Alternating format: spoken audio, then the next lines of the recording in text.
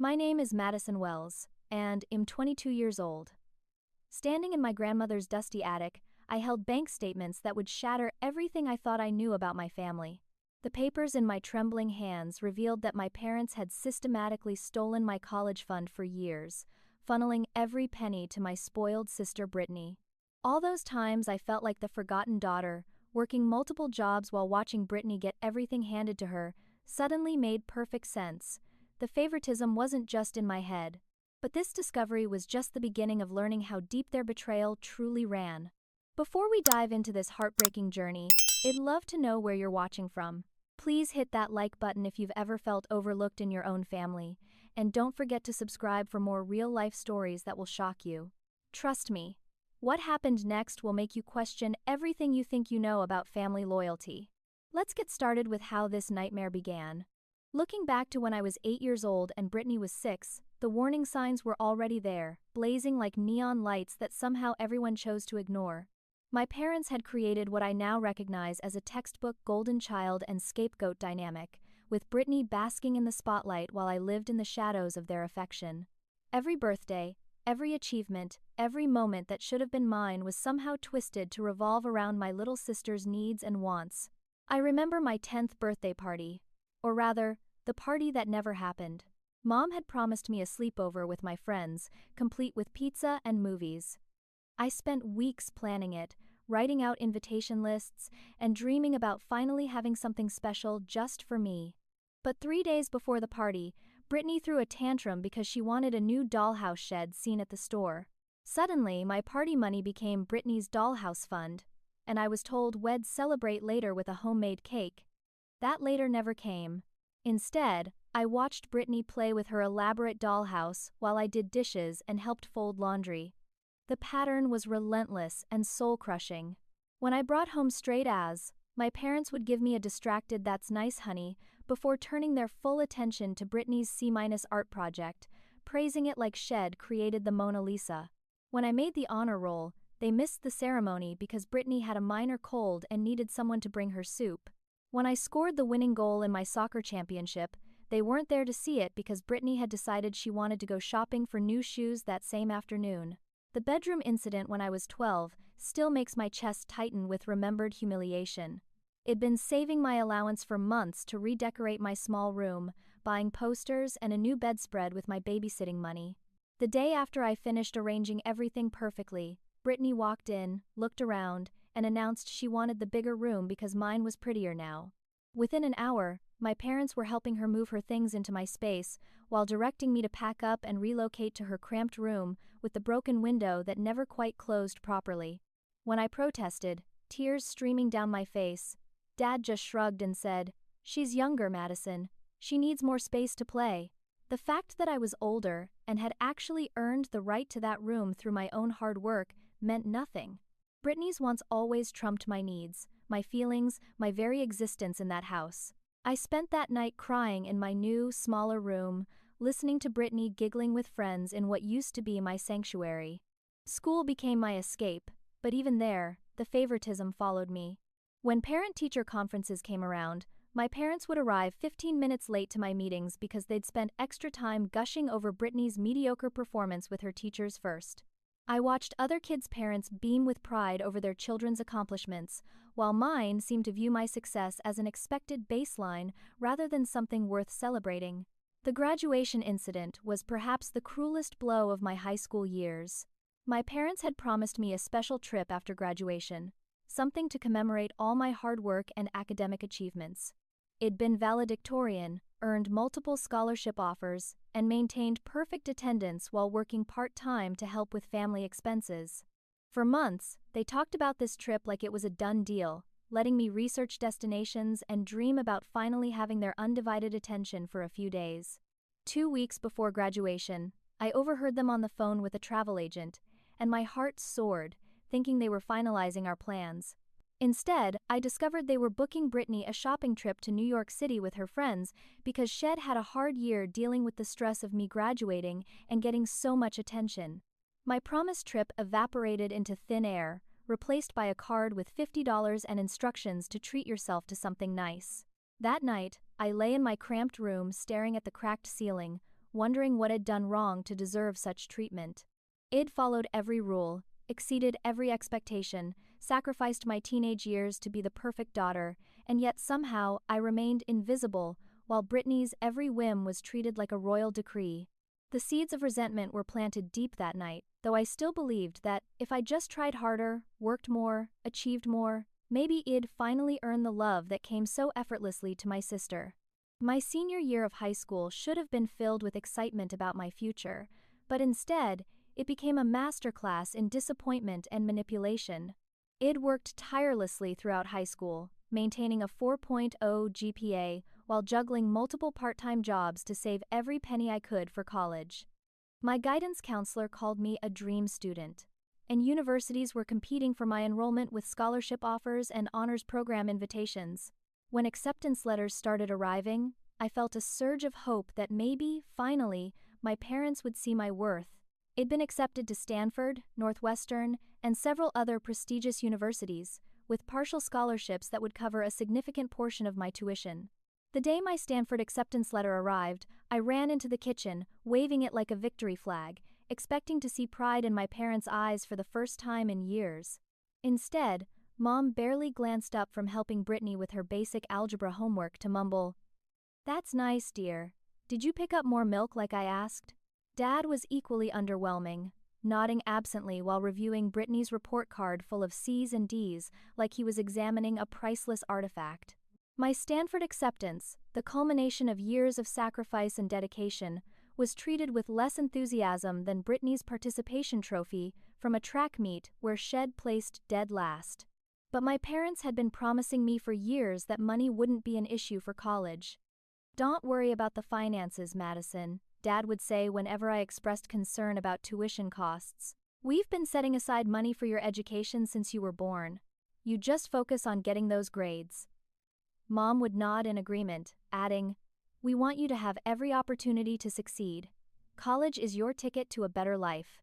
These promises became my lifeline during those grueling years of studying until midnight and working weekends while watching Brittany enjoy a carefree adolescence filled with shopping trips, sleepovers, and zero responsibilities. I believed that my sacrifice would pay off, that their investment in my education would finally prove that they valued my potential and my future.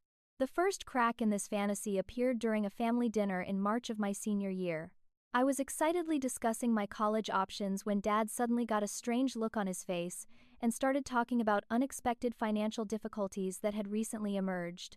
He mentioned something vague about investments not performing as expected and Mom losing hours at work, but their explanation felt rehearsed and hollow. Meanwhile, that same week, Brittany received a brand new car for her 16th birthday, a shiny red convertible that cost more than most people's annual salaries. When I pointed out the contradiction between their supposed financial struggles and Brittany's expensive new wheels, I was told I was being selfish and unsupportive of my sister's needs. Apparently, Brittany needed reliable transportation for her after-school activities, but my need for education funding wasn't equally pressing. The crushing blow came in April, when my parents sat me down for what they called a realistic conversation about my future. They explained that while they were proud of my acceptance letters, they simply couldn't afford to send me to an expensive university. The money they'd promised for years had somehow evaporated, and I was encouraged to explore more affordable options like the local community college. I felt like I'd been punched in the stomach. All those years of sacrifice, all those promises, all those nights I'd fallen asleep at my desk while studying had been for nothing. While I was being directed toward community college, Brittany was already making plans for her senior year activities, including a spring break trip to Europe that my parents were funding as an educational experience. The injustice was staggering. I watched my carefully constructed future crumble while Brittany's path remained golden and obstacle-free. When I tried to discuss alternative funding options, like student loans or work-study programs, my parents became evasive and defensive. Dad claimed their credit was too poor to co-sign loans, while Mom insisted that working during college would hurt my grades, as if I hadn't been successfully balancing work and academics for years already. Desperate to salvage my dreams, I threw myself into researching every available scholarship, grant, and work-study opportunity. I filled out countless applications, wrote essay after essay, and spent my spring break visiting financial aid offices instead of relaxing like my classmates. The few partial scholarships I'd earned weren't enough to cover the full cost of a 4-year university, and without my parents' support, my options were severely limited. By May, the reality had settled in like a heavy fog. I would be attending the local community college, living at home, and working multiple jobs to pay for my education while watching Brittany prepare for what she called her princess year of senior activities. The girl who had never earned a grade above a B- was already being promised a car upgrade and a graduation party that would cost more than my first year of college tuition. I remember sitting in my car in the community college parking lot after my enrollment appointment, feeling like my entire identity had been stripped away. I'd defined myself by my academic success, by my potential, by the belief that hard work would eventually pay off. Now I was just another girl whose dreams had been downsized to fit someone else's priorities. The enrollment counselor had been kind but realistic about the challenges I'd face as a community college student trying to transfer to a 4-year university. The path would be longer, more complicated, and filled with obstacles that my university-bound classmates would never encounter. As I drove home that day, I wondered if this was how my parents had planned it all along, or if they'd simply become so accustomed to prioritizing Brittany's wants over my needs that they couldn't see the devastating impact of their choices. Community college became my reality, but my parents' favoritism toward Brittany reached new heights of absurdity during her senior year of high school. While I juggled 18 credit hours, 2 part-time jobs, and a work-study position at the college library, Brittany lived like a celebrity whose every mistake was cushioned by my parents' endless financial safety net. The car incidents alone should have been a wake-up call for any reasonable parent. Within 6 months of getting her red convertible, Brittany had crashed it twice. The first accident happened because she was texting while driving through a parking lot, rear-ending an elderly woman's sedan hard enough to deploy both airbags.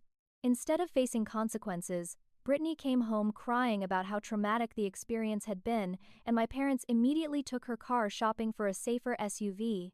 The second crash occurred just 3 months later when Brittany decided to drive home from a party after drinking, wrapping her new SUV around a tree in our neighborhood. The police report stated she was legally intoxicated, but somehow my parents managed to get the charges reduced to reckless driving through their lawyer connections. Not only did Brittany avoid serious legal consequences, but my parents bought her an even more expensive vehicle, claiming the previous SUV obviously wasn't built well enough to protect her. Meanwhile, I was taking 2 buses and walking 3 miles to get to my evening job at a local diner, earning minimum wage plus tips to pay for my textbooks and gas money for my ancient, inherited sedan that hadn't been worth fixing after its transmission started slipping. When I asked if I could borrow money to repair my car, I was told the family budget was too tight for unexpected expenses, even though they'd just spent $40,000 replacing Brittany's vehicles. My social life became non-existent as I worked 30 hours a week on top of my full course load. While other college students were building friendships and exploring their independence, I was serving coffee at 5 in the morning before my 8 a.m. statistics class, then rushing to the library for my work-study shift, followed by dinner service at the restaurant until closing. I'd collapse into bed each night, exhausted and defeated, knowing I'd have to repeat the same punishing schedule the next day. The family dynamics became increasingly toxic during holiday gatherings and special occasions. Extended family members would praise my work ethic and academic achievements, but my parents would quickly redirect the conversation to Brittany's latest adventures or social media accomplishments. When my aunt commented on how proud they must be of my dedication to my education, Mom would smile tightly and say something like, "Well, Madison has always been very focused on herself. Brittany is more of our social butterfly." The implication stung every time because it painted my survival efforts as selfishness while portraying Brittany's dependence as a charming personality trait. I wasn't focused on myself by choice. I was forced to be self-reliant because nobody else was going to advocate for my future or financial stability. But somehow, my independence was framed as a character flaw, while Brittany's inability to function without constant support was celebrated. Brittany's Sweet 16 party was perhaps the most painful example of their skewed priorities. My parents spent over $30,000 on an elaborate celebration that featured a live DJ, professional catering, and decorations that transformed our backyard into something resembling a wedding reception. Brittany wore a custom-designed dress that cost more than my entire annual food budget, while I served drinks in a black dress I'd bought at a thrift store with my tip money. During the party, I overheard several relatives commenting on the extravagance, with my uncle joking that they'd set quite a bar for my upcoming 21st birthday. I held my breath waiting for my parents to mention their plans for celebrating my milestone, but they just laughed nervously and changed the subject. Later that evening, when the last guest had left and I was cleaning up the aftermath, I asked Mom about my birthday plans. She looked genuinely surprised, as if the idea of celebrating my birthday with equal enthusiasm had never crossed her mind. "Well, honey, you're so busy with work and school," she said, scraping cake frosting off the good china. "I thought maybe we'd just do something low-key, like dinner at home." The contrast was breathtaking.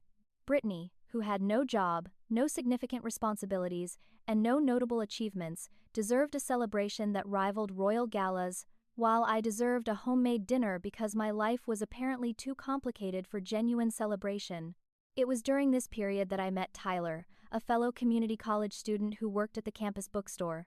Tyler was the first person in years who seemed genuinely interested in my thoughts, dreams, and experiences, without immediately shifting the conversation to compare me unfavorably to someone else. Our study sessions in the library evolved into coffee dates, and for the first time since childhood, I felt valued for who I was, rather than criticized for who I wasn't. Tyler noticed things that my family had trained me to ignore. He pointed out how I automatically apologized for taking up space in conversations, how I minimized my achievements, and how I seemed genuinely surprised when he expressed pride in my accomplishments. Through his eyes, I began to see that my family's treatment of me wasn't normal or acceptable, and that my feelings of inadequacy were manufactured rather than earned. When I brought Tyler home for dinner, my parents' behavior shifted into overdrive. Dad interrogated him about his family background, career prospects, and intentions like Tyler was applying for a security clearance. Mom made pointed comments about how I'd always been too serious and needed someone to help her lighten up. They managed to make Tyler feel unwelcome, while simultaneously implying that I was lucky anyone would want to date such an intense, focused person.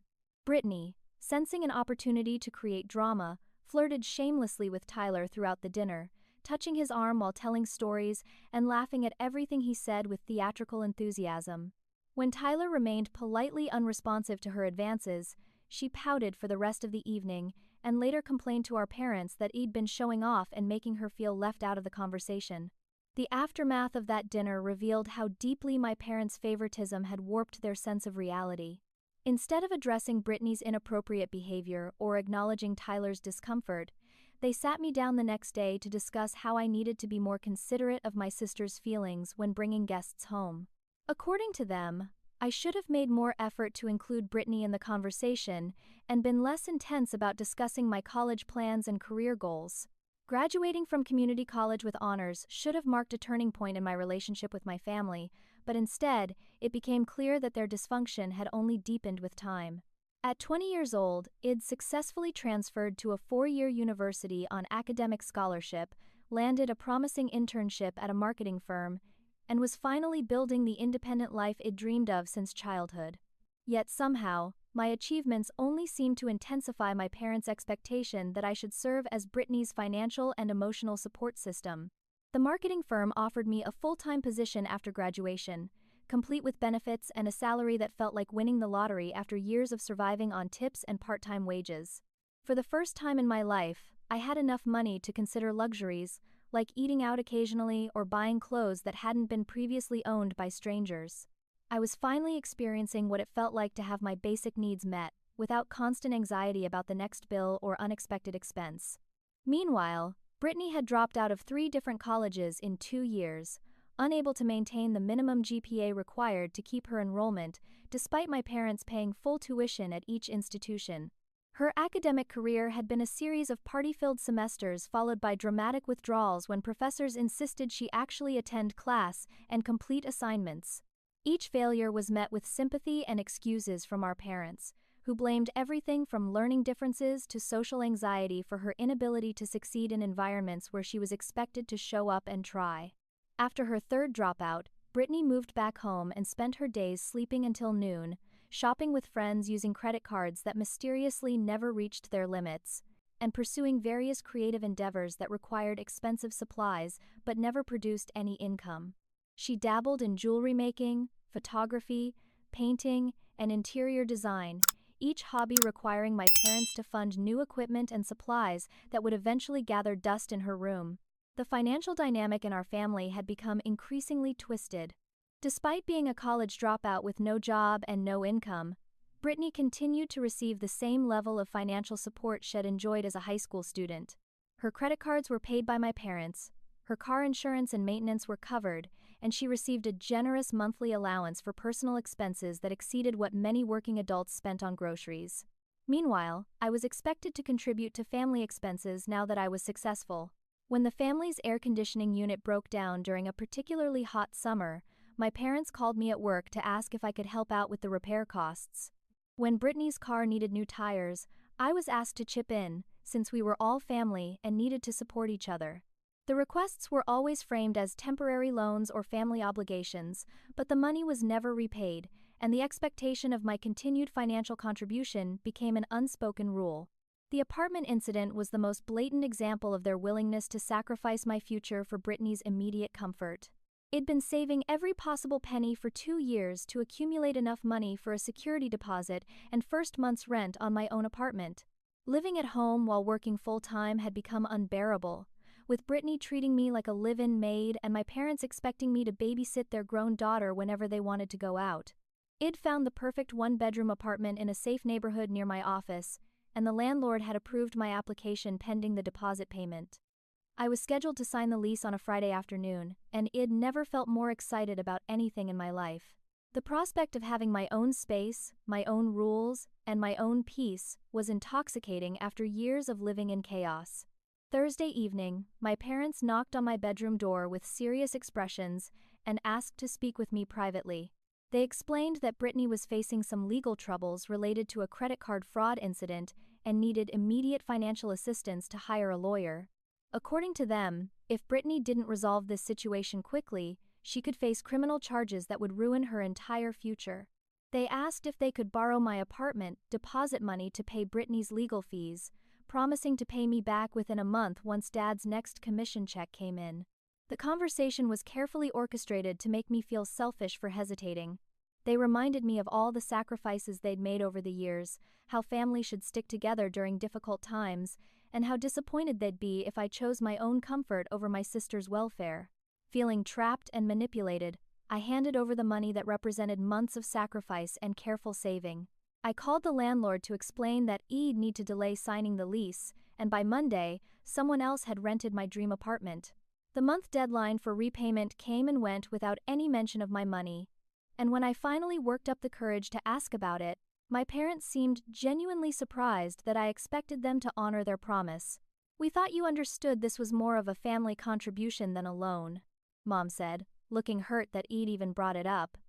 "Brittany could have gone to jail, Madison. Surely you wouldn't want your sister to have a criminal record over something so minor." The implication was clear. My desire for independence was selfish and petty compared to Brittany's need for protection from the consequences of her own actions. Around this time, Brittany's behavior became increasingly concerning, though my parents refused to acknowledge the obvious signs of drug use.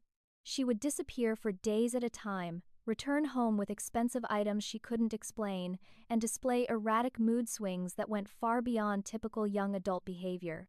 I found drug paraphernalia in the bathroom we shared and tried to discuss my concerns with my parents, but they dismissed my observations as jealousy and judgmental behavior. Instead of addressing Brittany's addiction, my parents doubled down on enabling her lifestyle. They increased her allowance to cover what they believed were therapy costs, though she never attended any sessions. They bought her story about needing money for medication without requiring any prescriptions or medical documentation. When valuable items started disappearing from the house, they blamed random break-ins rather than confront the obvious explanation. My role in this dysfunction became increasingly clear. I was expected to serve as Brittany's translator, mediator, and financial backup, while pretending not to notice that my family was enabling a dangerous addiction. When Brittany crashed her third car while clearly under the influence, I was asked to drive her to court appearances because my parents couldn't handle the stress of seeing their baby girl in legal trouble. The professional sabotage began subtly, but escalated quickly once my parents realized that my career success was creating independence they couldn't control. They started asking for detailed information about my job responsibilities, salary, and workplace relationships under the guise of parental interest. When I mentioned potential promotion opportunities, they would immediately find reasons why I should be cautious about accepting additional responsibilities or advancing too quickly. The most damaging incident occurred when my supervisor invited me to attend a major industry conference that could have significantly advanced my career. My parents volunteered to watch my apartment while I was away, and I made the mistake of trusting them with my spare keys. While I was networking and attending seminars, they used their access to go through my personal files and contact information. When I returned from the conference energized and full of new ideas, I discovered that my parents had called several of my professional contacts, ostensibly to thank them for being so supportive of their daughter. During these calls, they'd made concerning comments about my emotional stability, work-life balance, and ability to handle stress. They'd positioned themselves as worried parents who were concerned about my mental health and wondered if perhaps I was taking on too much too quickly.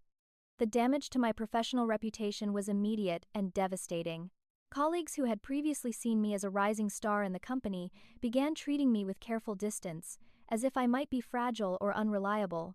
My supervisor, who had been mentoring me toward a management position, suddenly became hesitant to assign me challenging projects or include me in high-level meetings. When I confronted my parents about their sabotage, they acted genuinely confused by my anger. According to them, they'd been trying to help by showing my professional network how much family support I had. They claimed their comments about my stress levels were taken out of context and that anyone who would judge me based on their innocent calls wasn't worth working with anyway. The call came on a rainy Tuesday morning in October. Grandpa Harrison, my mother's father and one of the few family members who had ever shown me genuine affection, had passed away peacefully in his sleep at age 82. While the family grieved his loss, I found myself mourning not just his death, but the end of the only relationship in my family where I felt truly valued and understood. Grandpa Harrison had always been different from my parents. During family gatherings, he would seek me out specifically to ask about my studies, my job, and my goals. He'd slip me $20 bills for college books and tell me how proud he was of my determination and independence. Unlike my parents, who saw my achievements as baseline expectations, Grandpa celebrated every milestone and frequently told me I reminded him of my grandmother, who had worked her way through nursing school during the Great Depression. The funeral was a somber affair, made more complicated by the family dynamics I'd grown to expect. While I genuinely mourned the loss of my grandfather, Brittany treated the entire event like a social gathering, taking selfies during the visitation and complaining about having to wear boring black clothes to the cemetery. My parents spent more energy managing Brittany's mood and appearance than processing their own grief or supporting other family members who were struggling with the loss. 2 weeks after the funeral, the family gathered at the lawyer's office for the reading of Grandpa Harrison's will. I had no expectations of inheriting anything significant. I was simply grateful for the love and encouragement he'd shown me throughout my life. The lawyer, a distinguished man in his 60s who had handled my grandfather's affairs for decades, began reading the document in the formal language of legal documents. The will was straightforward and fair, dividing my grandfather's assets among his children and grandchildren according to a logical formula. My mother and uncle each received a portion of his estate, along with specific items that held sentimental value. Then came the section addressing the grandchildren. Brittany and I were each to receive $50,000 from his life insurance policy, money he had specifically earmarked for our futures. $50,000 represented more money than I'd ever imagined having at one time. It was enough to finally secure my own apartment, pay off my student loans, and maybe even pursue a master's degree without drowning in debt. For the first time in years, I felt hope about my financial future and gratitude toward a family member who had seen fit to invest in my potential even after death. The lawyer explained that my parents, as executors of the estate, would be responsible for distributing the inheritance once the necessary paperwork was completed and taxes were filed. He estimated the process would take approximately 60 to 90 days, standard timing for estate settlements. I left the lawyer's office feeling lighter than I had in months, already planning how I would use this unexpected gift to build a more stable and independent life. Within 3 weeks, Brittany had received her entire inheritance. My parents explained that her portion had been expedited because she had emergency medical expenses that needed immediate attention.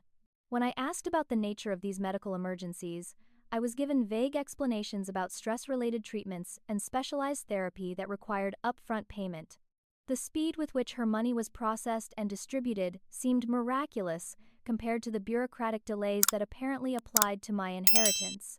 Month after month passed with various excuses about why my portion was still tied up in legal complications. Dad claimed there were tax issues that needed resolution, while Mom mentioned problems with the insurance company requiring additional documentation. Each explanation sounded plausible individually, but the pattern of delays became increasingly suspicious as Brittany continued spending money on expensive clothes, electronics, and weekend trips with friends. By month 6, my suspicions had evolved into certainty that something was seriously wrong.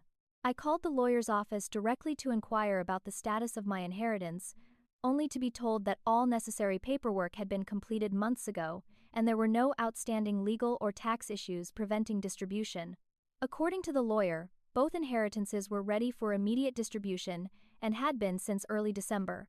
Armed with this information, I confronted my parents during what I hoped would be a private conversation.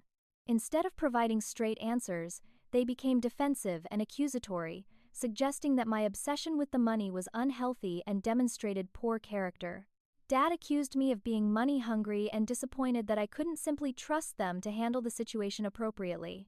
Mom took a different approach, becoming tearful and emotional about how hurt she was by my lack of faith in their judgment.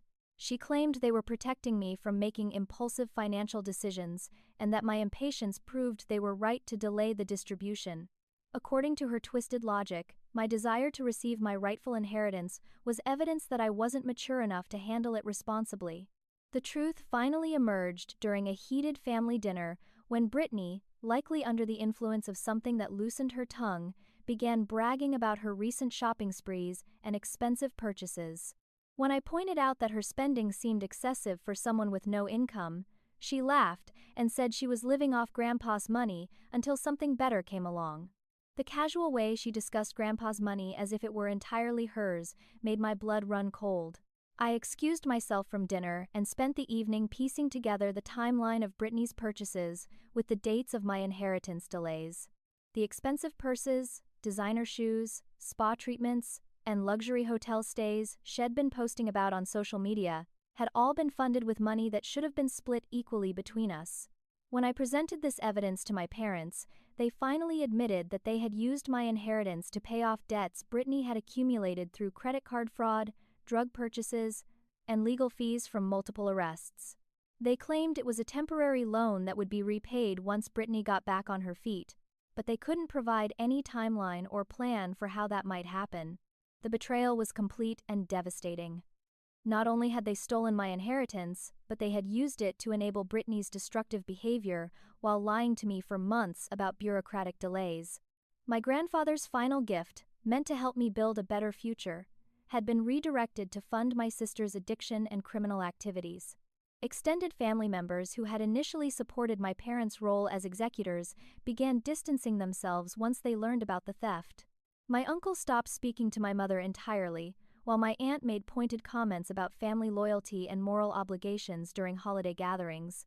The family unity that my parents claimed to be protecting through their favoritism had been shattered by their willingness to steal from one daughter to enable the other's dysfunction. Just as my professional life began stabilizing despite my family's interference, I met James Richardson, a successful architect who represented everything I'd dreamed of finding in a partner. James was intelligent, ambitious, and emotionally mature in ways that felt revolutionary after growing up in my family's chaos. He had built his own architectural firm from the ground up, designed beautiful homes that were featured in local magazines, and treated me with a respect and admiration that I'd never experienced from my own family. Our relationship developed naturally over the course of several months. We met at a charity fundraiser where I was representing my marketing firm, and James was donating his services to design a community center. Our first conversation lasted 3 hours, covering everything from sustainable building practices to our shared love of travel and photography. For the first time in my life, I felt intellectually and emotionally matched with someone who saw my ambition as an asset rather than a character flaw. James was fascinated by my work ethic and independence, qualities that my family had always criticized as excessive and selfish. He encouraged my career goals, celebrated my achievements, and supported my dreams of eventually starting my own marketing consultancy. When I mentioned my complicated family situation, he listened without judgment and offered perspective from someone who came from a functional, supportive family where children were encouraged to succeed rather than compete for basic affection. Dating James was like stepping into an alternate universe where relationships were based on mutual respect and genuine partnership. He remembered details about my work projects, asked thoughtful questions about my goals, and made me feel valued for my intelligence and character. We planned weekend trips to visit architectural sites he was studying, attended industry events together, and began talking seriously about our future together. My parents' reaction to James was immediate and hostile, though they disguised their disapproval as protective concern.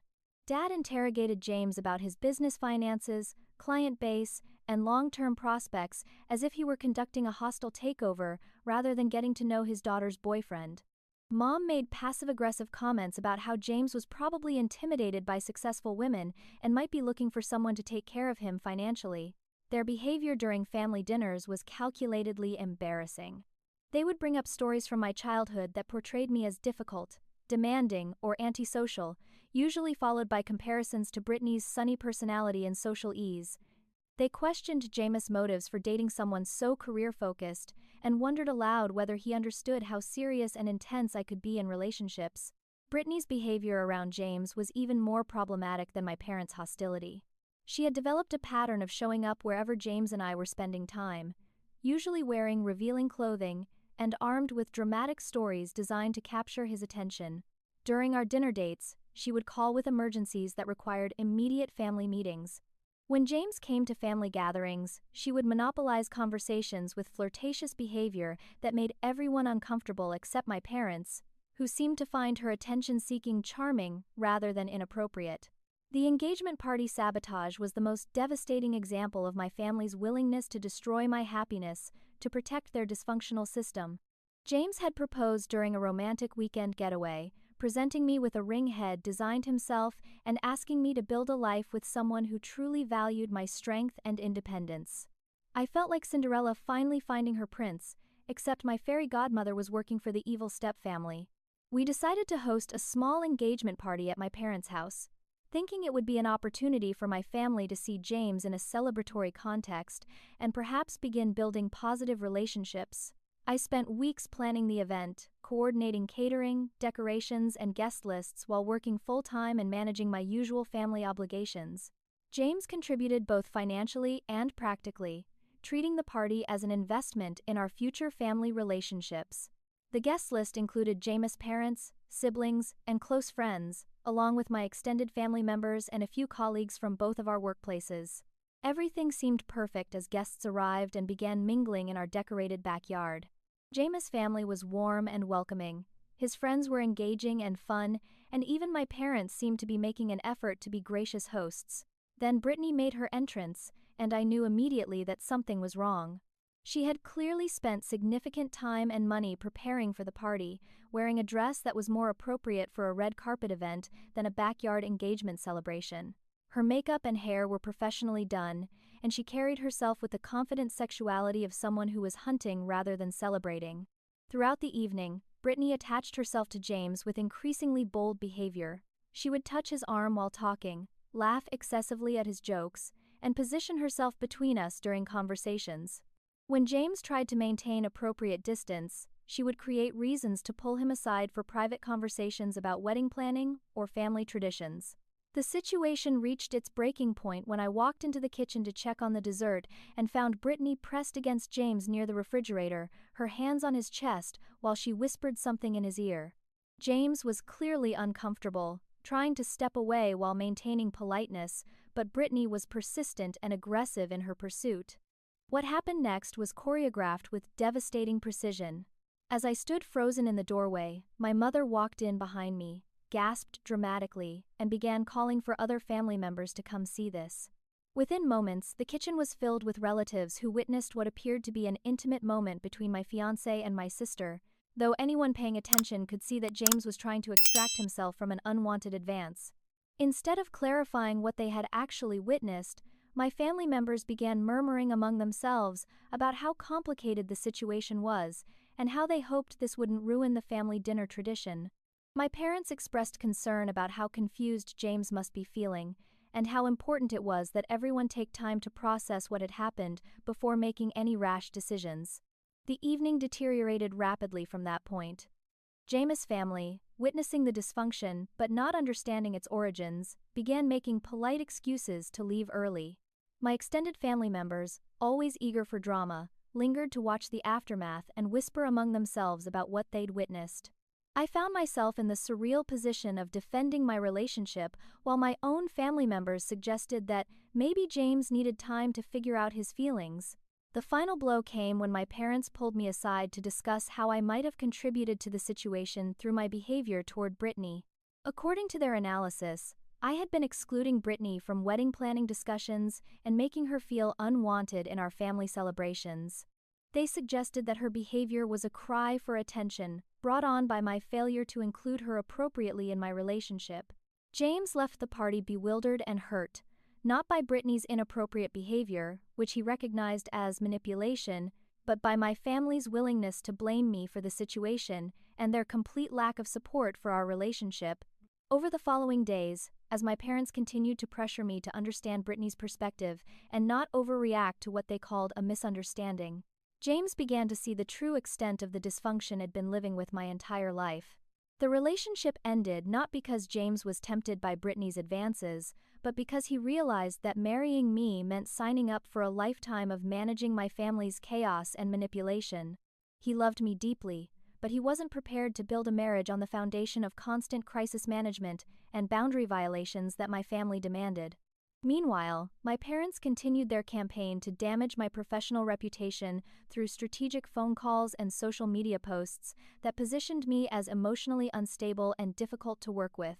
They contacted my supervisor again to express concern about how the breakup was affecting my mental health and work performance.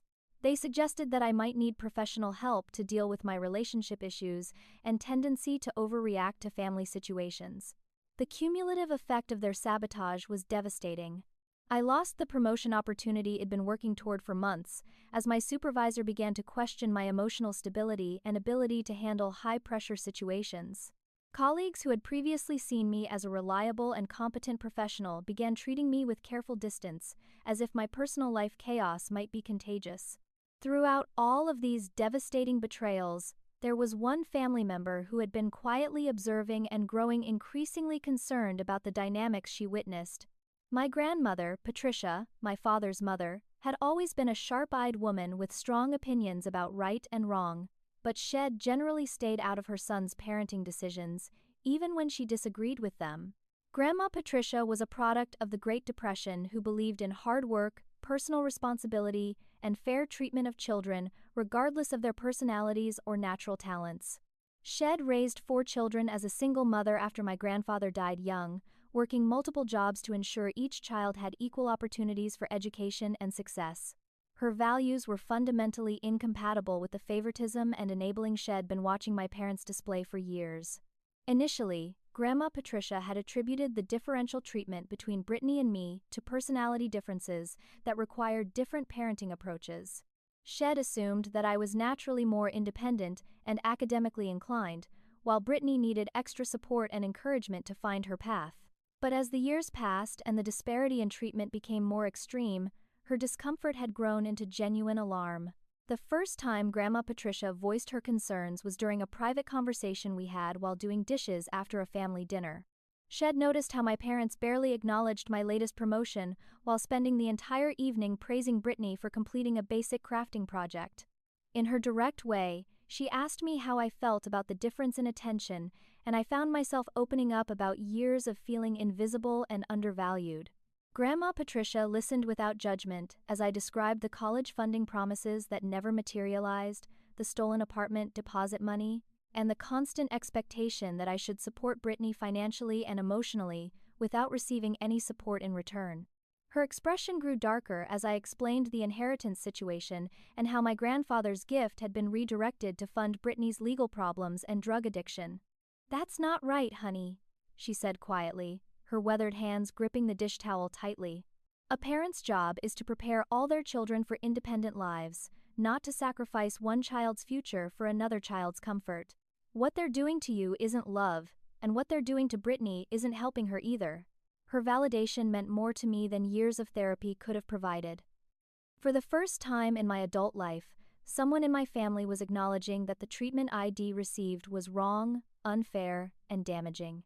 She began asking pointed questions about my parents' financial decisions and expressing skepticism about their explanations for why Brittany needed constant support while I was expected to be completely self-sufficient.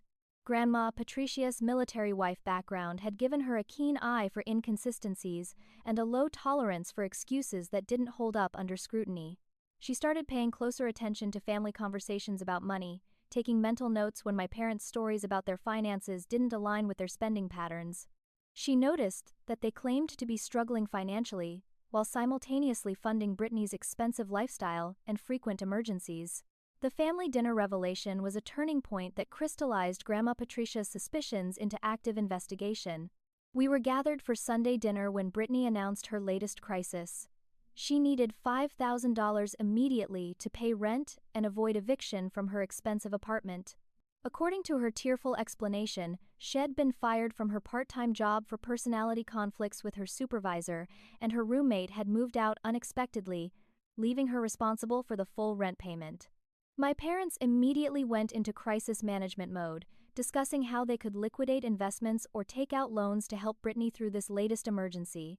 They talked about potentially borrowing against their home equity or asking relatives for assistance, painting the situation as a family crisis that required everyone to sacrifice for Brittany's welfare. Grandma Patricia listened to this discussion with growing skepticism before asking pointed questions that my parents couldn't answer convincingly. How had Brittany managed to rent an apartment that cost more than many people's monthly salaries when she'd never held a steady job?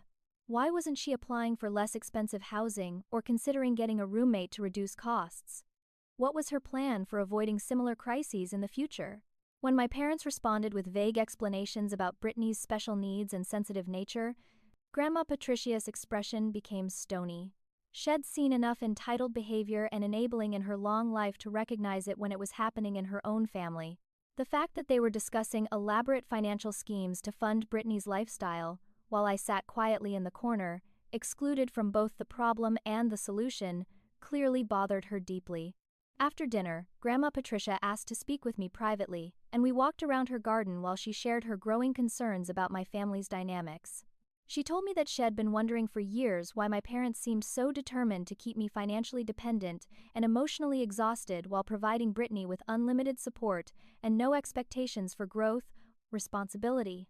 "It's like they're afraid of what might happen if you become too successful or too independent," she said, deadheading roses with sharp, precise movements. "And they're terrified of what might happen to Brittany if she has to face real consequences for her choices. But fear isn't a good reason to ruin one child's life to enable another child's dysfunction." Grandma Patricia's old-school values included a strong belief in documentation and evidence when dealing with serious problems. She began what she called her investigation by asking subtle questions during family gatherings and paying attention to inconsistencies in my parents' explanations about their financial situation and decision-making processes. She started keeping notes about the gifts, loans, and payments that flowed from my parents to Brittany, while documenting the requests for financial assistance that flowed from my parents to me. The pattern she uncovered was stunning in its consistency. Money always moved from my parents to Brittany without conditions or expectations, while I was expected to contribute financially to family expenses despite earning significantly less than they did. When my parents began expressing concern about Grandma Patricia's memory problems and suggesting she might be developing dementia, she knew she was on the right track. In her experience, people only questioned her mental capacity when she was asking questions they didn't want to answer. She'd lived through the Great Depression, raised 4 children alone, and managed her own finances for decades. Her mind was sharp as ever, and she knew exactly what she was observing. The documentation process became Grandma Patricia's secret project, something she worked on during quiet evenings when my parents weren't around to monitor her activities. She gathered financial records, saved copies of text messages about Brittany's various crises, and created a timeline of my parents' financial decisions that revealed patterns they probably didn't realize were so obvious to an outside observer. The discovery that would finally expose my parents' systematic theft happened on a gray Saturday morning in March, when I volunteered to help Grandma Patricia clean out her attic.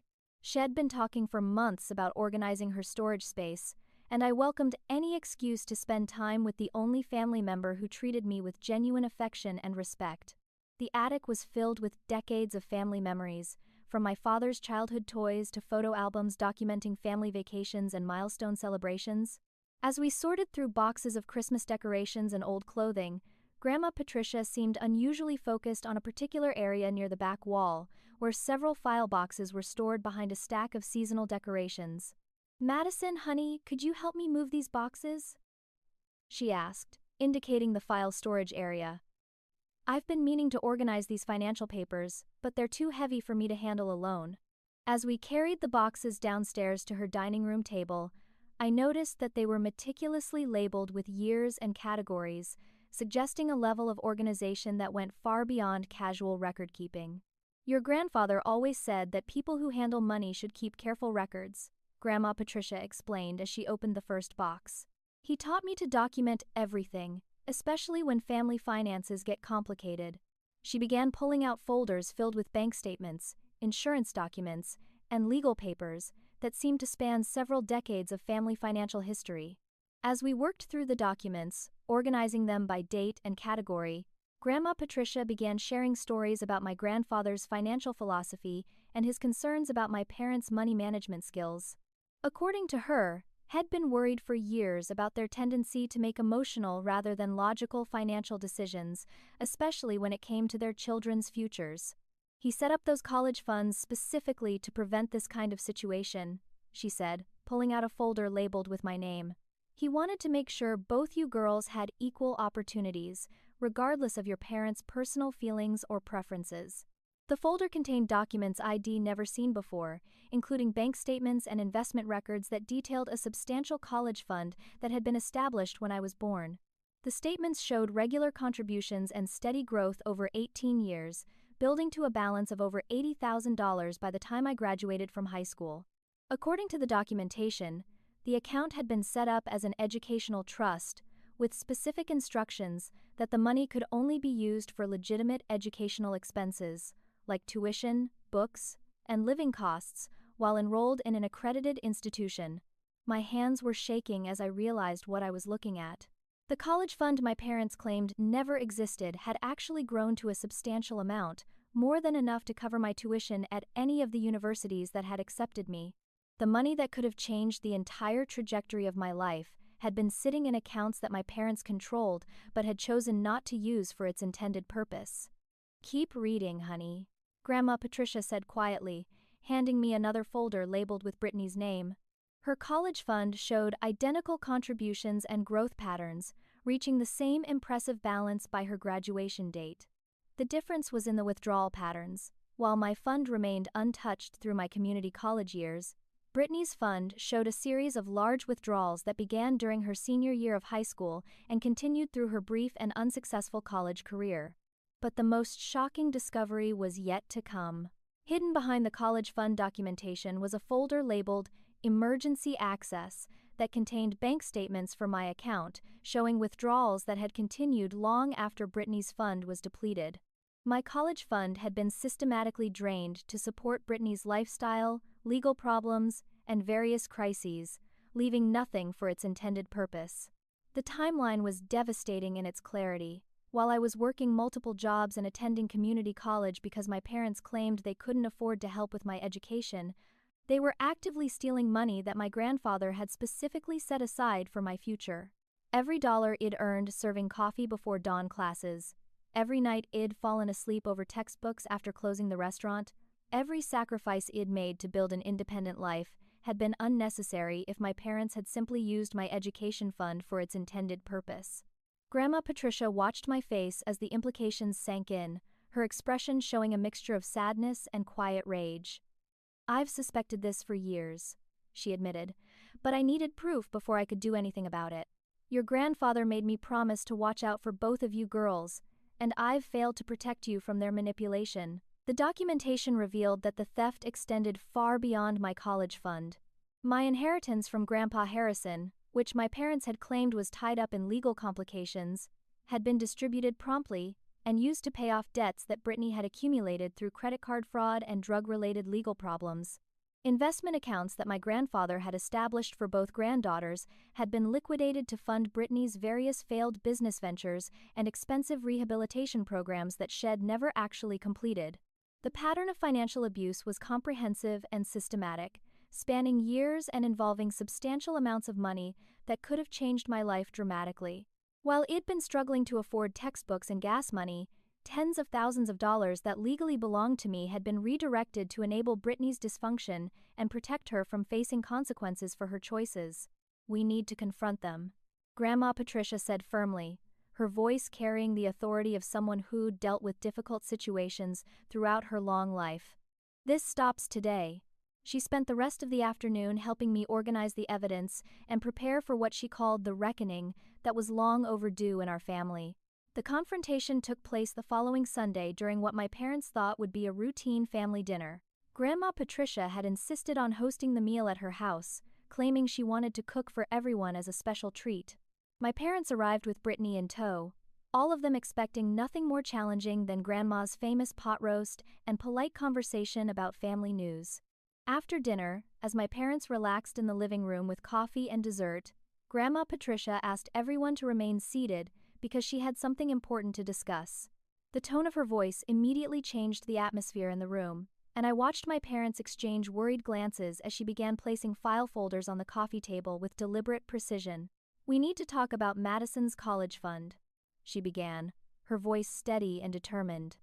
"The fund that you've been claiming never existed while systematically stealing money that your father set aside specifically for her education."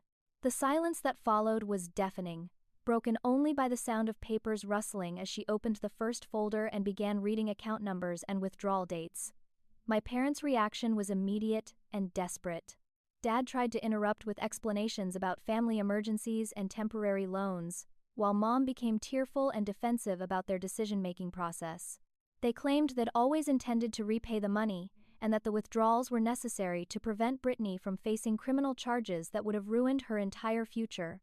But Grandma Patricia had spent weeks preparing for this moment, and she wasn't interested in listening to excuses or justifications.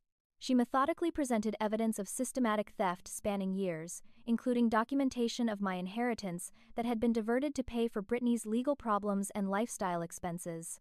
The financial abuse was undeniable and comprehensive, involving amounts that totaled well into the six figures. Brittany's reaction was perhaps the most telling of all. Instead of expressing shock or outrage about learning that money had been stolen on her behalf, she became angry that the theft had been discovered. She accused Grandma Patricia of stirring up trouble and suggested that I was being selfish for caring about money when family harmony was more important. The confrontation lasted for hours, with my parents alternating between denial, justification, and desperate attempts to reframe their theft as loving sacrifice. They claimed they'd been protecting me from making irresponsible financial decisions and helping Brittany through temporary difficulties that would resolve themselves with time and family support. But the evidence was overwhelming, and even their most creative explanations couldn't account for the systematic nature of the theft or the years of lies they'd told to cover it up. By the end of the evening, the entire family understood that my parents had built Brittany's lifestyle on money stolen from my future, and that their favoritism had crossed the line from unfair treatment into criminal behavior. The weeks following the confrontation marked the beginning of the most difficult but ultimately liberating period of my life. Armed with Grandma Patricia's meticulously documented evidence, I consulted with several attorneys who specialized in financial elder abuse and estate fraud. The theft of my college fund and inheritance constituted multiple felonies, and the systematic nature of the crimes made prosecution both possible and likely to succeed. Filing the legal paperwork felt like stepping off a cliff, knowing that I was essentially declaring war on my own family, but understanding that allowing the theft to continue would only enable more destructive behavior. The attorney I selected was an experienced woman who had handled similar cases of family financial abuse, and she guided me through the complex process of pursuing both criminal charges and civil restitution. My parents' reaction to the legal action was swift and predictable. They launched a campaign to portray me as an ungrateful daughter who was destroying the family over money, conveniently ignoring the fact that they were the ones who had chosen theft over honesty. They contacted extended family members, family friends, and even my professional colleagues in an attempt to turn people against me and minimize the consequences of their actions. But Grandma Patricia's support provided a foundation of strength that my parents couldn't undermine. She attended every court hearing, met with attorneys, and provided testimony that corroborated my experiences and documented the pattern of favoritism and financial abuse.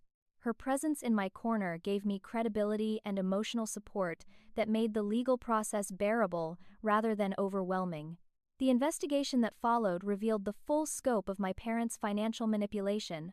Bank records subpoenaed by the court showed that my college fund had been systematically drained over a period of 5 years, with the money being transferred to accounts that funded Brittany's lifestyle, legal fees, and various failed business ventures.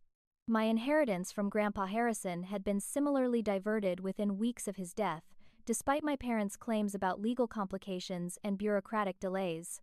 The financial recovery process was complex but ultimately successful. The court ordered my parents to pay full restitution for the stolen funds, including interest and penalties that reflected years of lost investment growth.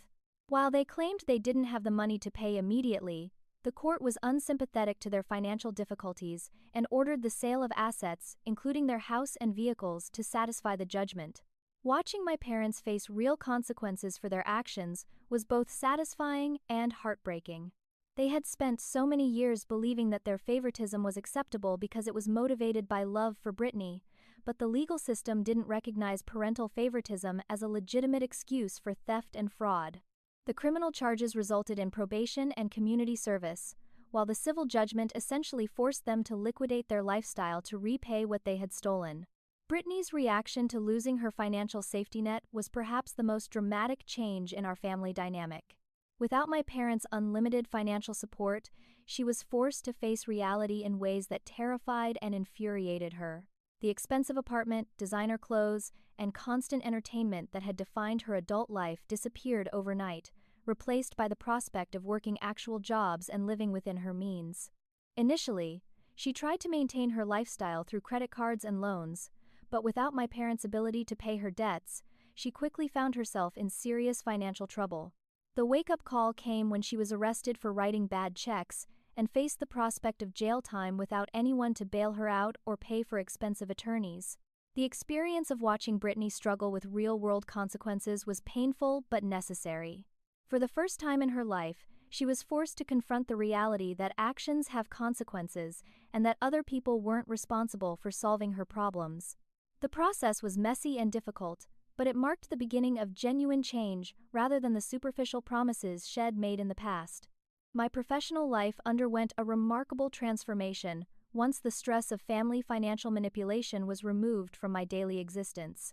Without the constant drain of supporting Brittany's crises and my parents' emergencies, I had energy and resources to invest in my own career development.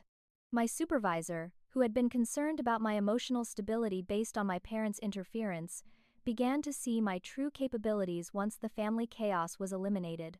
The promotion opportunity that had been delayed due to my parents' sabotage became available again, and this time, I was ready to accept it without fear of family interference or obligations that would undermine my professional success. My colleagues, who had been keeping careful distance based on rumors about my personal life, gradually returned to normal relationships as my performance and reliability spoke for themselves. Meeting David was unexpected and wonderful, happening at a professional networking event where I was representing my marketing firm's latest campaign.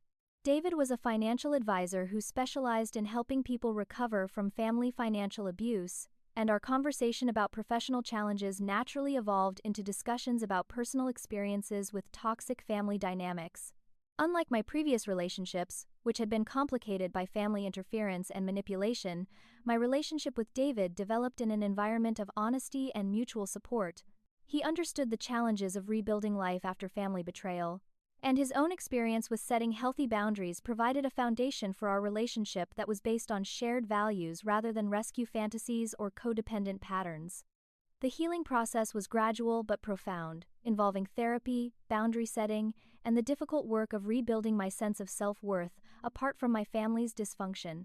Learning to recognize manipulation, set appropriate limits, and trust my own perceptions required ongoing effort, but the investment in my mental health paid dividends in every area of my life.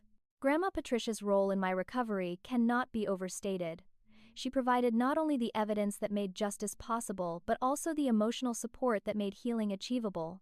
Her unwavering belief in my worth and her refusal to enable my parents' manipulation gave me a model for healthy family relationships that I'd never experienced before. As I write this story, sitting in my own apartment that I purchased with recovered funds from my stolen inheritance, I'm struck by how much my life has changed since that day in Grandma Patricia's attic. The financial security that my grandfather intended me to have has finally been restored, and I'm pursuing a master's degree in business administration while continuing to excel in my marketing career. The relationship with my parents remains complicated and distant.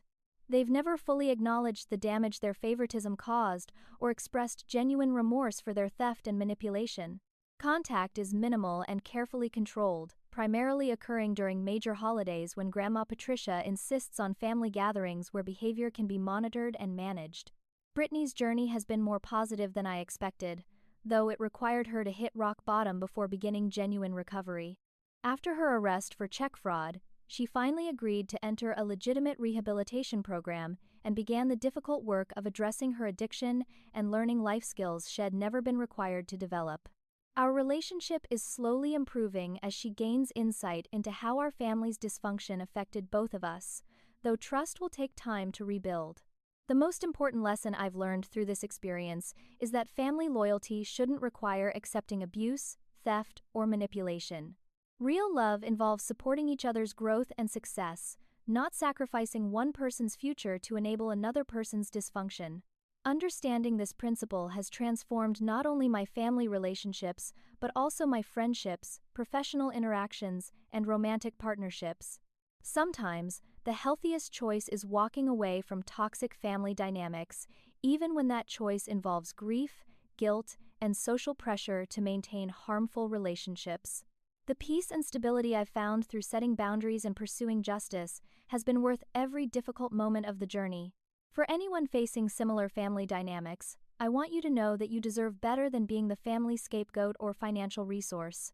Your dreams and goals are valid, your feelings matter, and you have the right to protect yourself from people who would steal your future to fund someone else's dysfunction, regardless of whether those people are your parents, siblings, or other family members. Have you ever experienced favoritism in your family that felt unfair or damaging? I'd love to hear your stories in the comments below, because sharing these experiences helps all of us feel less alone in dealing with difficult family dynamics. If this story resonated with you, please hit that like button to help other people find it, and don't forget to subscribe for more real-life stories about overcoming family dysfunction and building the life you deserve. Share this video with anyone who might need to hear that they're not alone in facing family financial abuse or favoritism. Thank you for listening to my story and supporting this journey toward healing and justice. Remember that you deserve love, respect, and support from your family, and if you're not receiving those things, it's okay to create the healthy family you need through friends, mentors, and chosen relationships. Wishing you strength, clarity, and the courage to protect your own future, whatever challenges you're facing.